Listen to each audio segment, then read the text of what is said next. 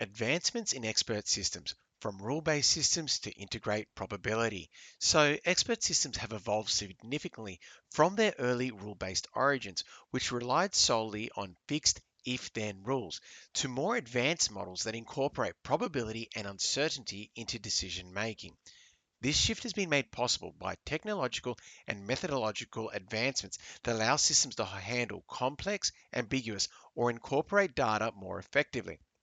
Modern expert systems can now reason under uncertainty, enabling more flexible and adaptive responses across diverse domains such as medicine, manufacturing, and finance. So, what we're going to take a look at in this video is kind of 5 areas in technology or related areas to technology that have allowed for this growth in expert systems. And obviously, we're seeing a boom in this area at the moment with artificial intelligence and machine learning.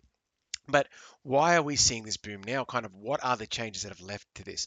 So let's take a look at first just processing power. And as we know that with NVIDIA, they became a powerhouse in this realm because of the growth in the area of CPU and GPU chips that are allowing for the processing of these algorithms that are linked to the development of artificial intelligence. So this growth in processing power, and as we can see globally, this investment into this area has allowed for systems to process more complex algorithms and real-time simulations, essential for probabilistic reasoning. So by having more powerful CPUs and GPUs, our systems have more powerful brains that can process this more complex data related to these systems. So just the growth of those areas itself allows for our systems to do more complex things with data and obviously emulate artificial intelligence. The next area is that of data availability. The explosion of big data and cloud storage enables systems to draw from massive, diverse data sets, improving accuracy and supporting data driven models. So, because we can now link these systems to these big data systems and cloud based storage systems where they have terabytes, petabytes of data out there that they can reference from, learn from, and make decisions, well, it just makes these great data sources for these decisions to be made on within these expert systems. So the availability of data plays a massive role in supporting the decision-making processes of expert systems. The third category is neural networks, and this is where things start to get exciting now. This is that integration with machine learning, ML models, that allows expert systems to learn patterns, update themselves, and improve their own performance without human intervention. So, this is where things get scary now with AI. The AI is learning from its own experiences, okay, based on what humans are telling back to the AI or based on the values that the AI is seeing itself changing within a system, whether it be in a positive or negative direction. The AI learns. The AI can be trained and thus can trial and error itself and learn from its own mistakes. And this is where we really have that intelligence coming in with AI because it is learning.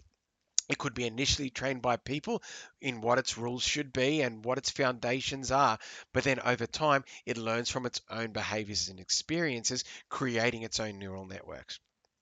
The fourth category is quite an obvious one, the simple cost of hardware.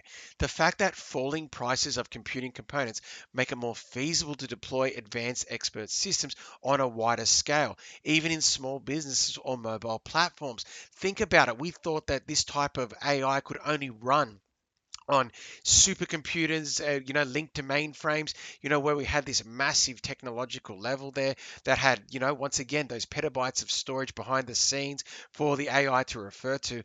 Well, now with cloud-based platforms and the fact that all we need is really a good network connection and a solid CPU within our systems, suddenly everyone can now use this technology. And because now we're no longer just software based that needs to be installed to a system, but rather online platform based, and we can refer to online systems for data, well, that has made software technology and obviously the use of existing hardware technology, the costs associated are much more feasible and have brought expert systems to home computers and smaller businesses. So that cost is a lot more feasible now. And really now it's just about if we are going to invest in higher end technology, it's at an efficiency level, okay, and within an enterprise too. If they want their own custom setups, that's where the costs are associated. But really now it is coming to the mainstream, and it's a very exciting time now, due to hardware costs being so accessible. The final category is out of Webometrics, where real-time data is sourced from the web, user behavior, social trends on social media, and metadata. This type of data also enriches expert systems inputs and supports dynamic probability-based decision making. There is so much data on the internet. We can analyze the internet and see what are current trends, what do people want to know, what should be our actions, what should be our enterprises move forward, all from accessible web-based data through the form of Webometrics. So online expert systems can learn from this as well by making these connections and then help guide enterprises in what they should do based on these online trends here. So I hope this video has given you understanding of these 5 areas of advancements that have led to the growth in the area of expert systems, where we're at a point now where they're becoming mainstream. Whereas before they were in these businesses that invested in this area and had to grow them from scratch themselves. Well, now through these different 5 categories, we all have access to these things. Processing power by updating the CPUs within our system, and obviously enterprises would get much higher end CPUs for the wider scale processing there. Data availability through the internet and big data systems and cloud storage, expanding the storage we can refer to.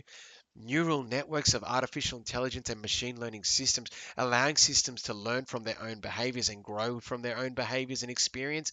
Hardware costs reducing and making it easier to build solid systems, okay, for smaller businesses. And finally, Webometrics, access to the internet to learn from social trends and the data that is out there, which can guide businesses on the choices they make for their own growth moving forward. So all of these factors have led to the advancements in expert systems as we know it.